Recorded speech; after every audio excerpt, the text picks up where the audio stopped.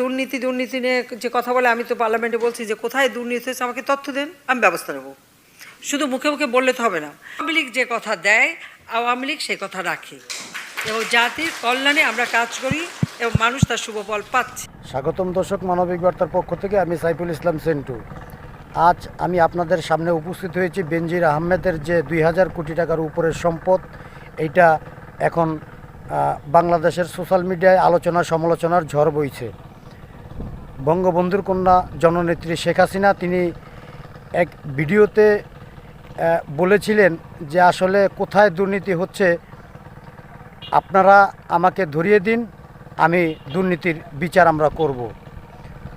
তো আজকের যে বেনজির আহমেদের দুর্নীতির অভিযোগগুলো উঠছে, এগুলো তো আসলে সোশ্যাল মিডিয়ায় এখন সমালোচনার ঝড় বইছে। বিভিন্ন সোশ্যাল মিডিয়ায় আপনার এটা প্রকাশ হচ্ছে, আপনারা এটা দেখছেন।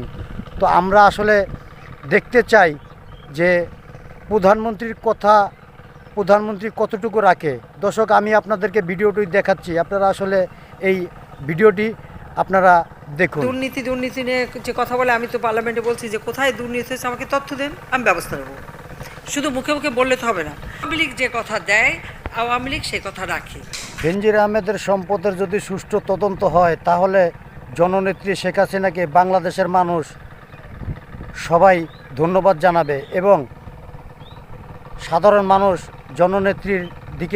জননেত্রী শেখ হাসিনার দিকে তাকিয়ে আছে যে আসলে জননেত্রী শেখ হাসিনা বেনজির আহমেদের তদন্তটা কিভাবে হয়